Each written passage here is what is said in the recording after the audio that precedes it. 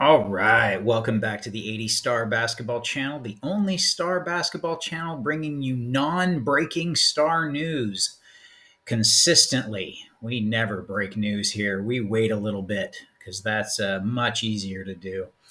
Um, just have some kind of some things to put out and then talk about obviously that record shattering PSA 9 sale and a few other sales that happened yesterday. Yesterday was a crazy day, crazy star day, just lots of action. And obviously, it was the day that I released the Beckett interview.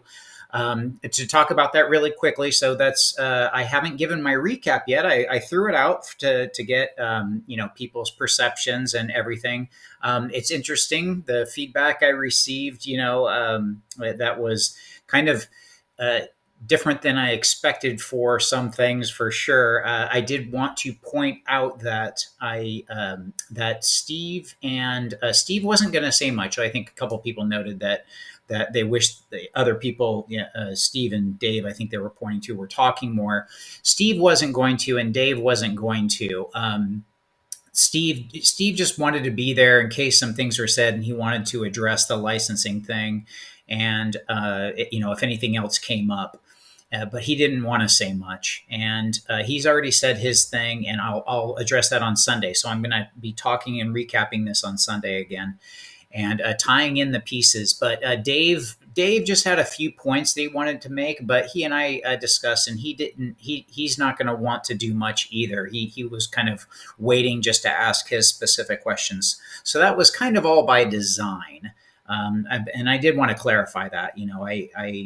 As much as it would have been great, I tried to get, and especially in my edited version. Remember, we went almost an hour and 50 minutes.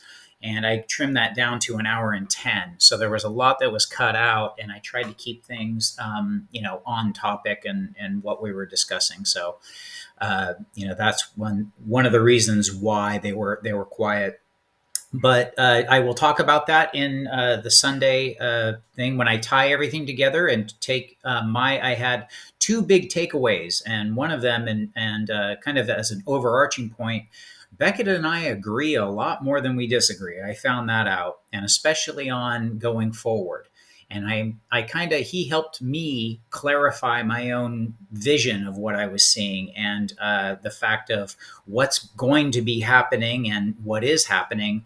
And it was acknowledgement of that. So I will speak to all that and speak to the two biggest things. So he said some very interesting things at the end that were worth noting, and just an overall great talk. Dr. Beckett is, I still came away with so much respect and for him, and the fact of him just wanting the hobby to function and have all the information out there as smooth as possible.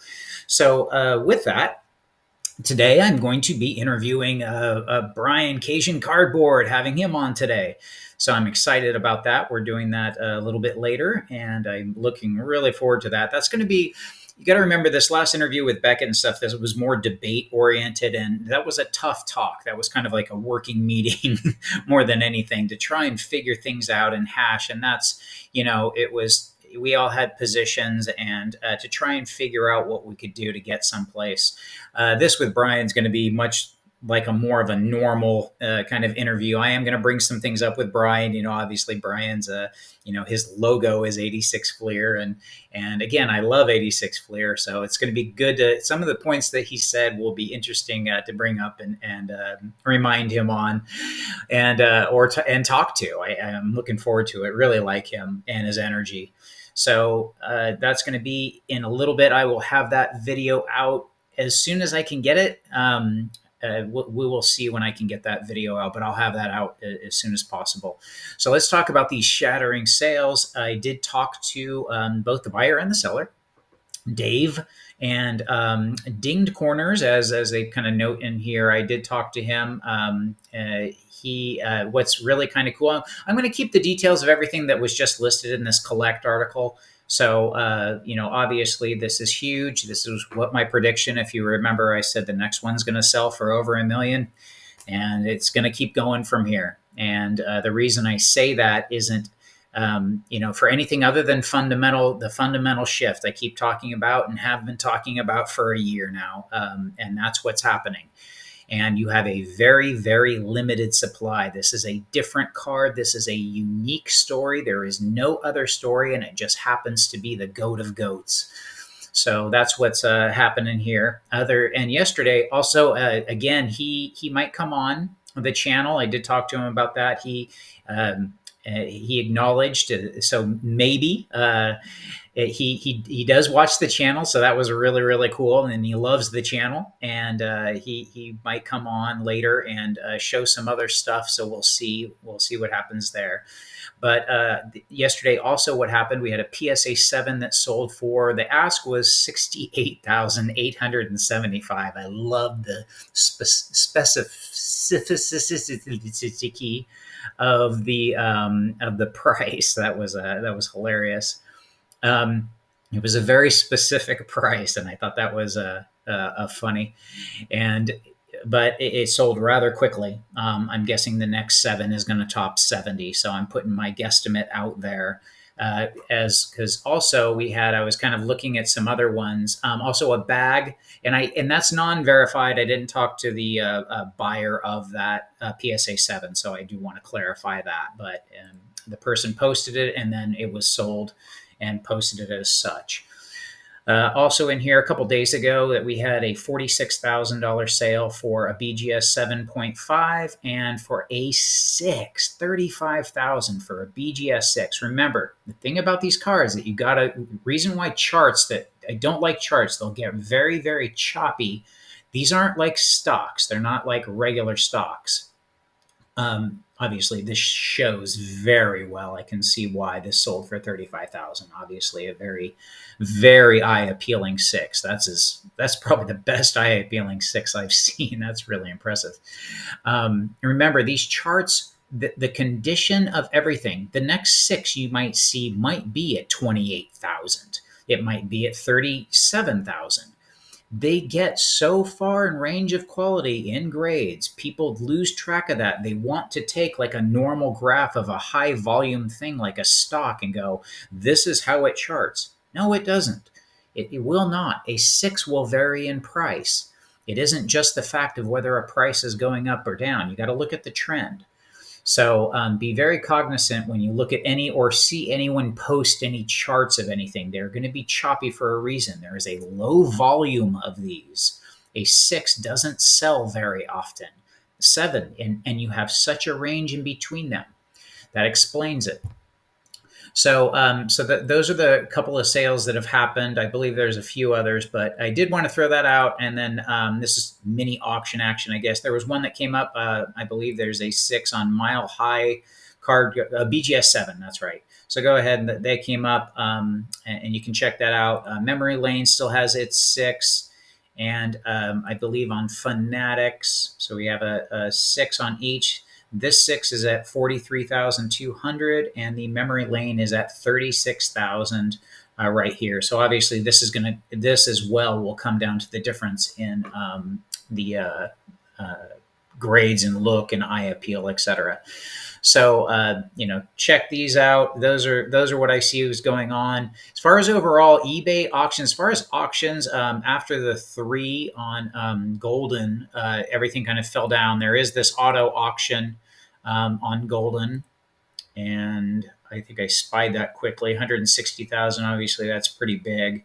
Looks like a 7.5 with a 9 auto. Looks like a tall boy, so it looks like a full sized, and just obviously a huge card right there. So that's over at Golden. And then I think again, as far as auctions, we're kind of seeing some sell and then a couple pop up, a couple sell.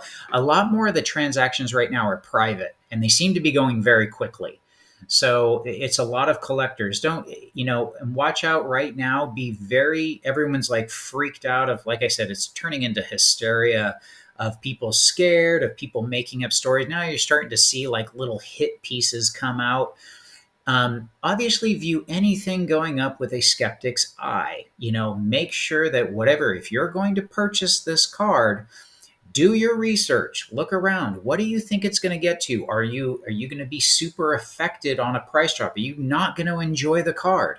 If all that's true, don't hit the pause button. There's no need to run out and do it. Might it be more in the future? Yes. But is it worth, if you're not going to enjoy the card, then there's really no point in getting it, right? That's the stance I take. And I know that's not the value perspective. Everyone wants the, if I buy it, I need it to stay at this value. You're going after a sports card. Fundamentally, do I think it's solid? Yes. My valuation model kind of puts this still going higher. How fast and whatnot, it'll chart out however it charts out. But I think eventually I do have these still exceeding these prices. But could they dip back down? Absolutely. That could be anything that comes in. So again, my biggest thing is if you are not totally confident in your purchase, it's okay to hit pause. A lot of there is FOMO. That's part of having rare items with a huge supply demand imbalance. But it doesn't mean that the only people that are buying these are Wall Street and institutional investors. Are there maybe a couple? Sure, there could be a couple. That's, a lot of people identify as collectors and investors. It's not, that isn't a thing, but there's a lot of just collectors buying these, a lot, and I see it. So, that's kind of my take on going out to purchase. I did want to address that just because the prices, they're surprising to me even. And again, always view things with the skeptic's eye. And but that doesn't mean that people will not have agendas to try and hit. There's people who don't want to see, like as Beckett pointed out. As this continues, 86 FLIR prices will have downward pressure. That's him. So go and look in the interview, and I said that 9 months ago. I've been saying this for a while, so it's not rocket science, just like he said.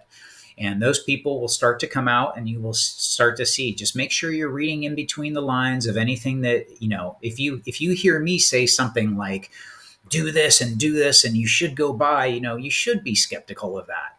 Always be skeptical.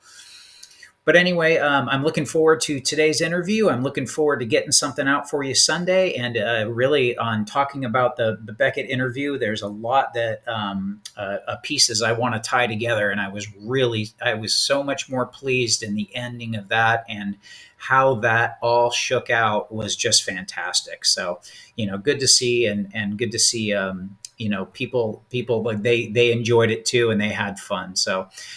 And I will, subscribe, and I will see you at the next video.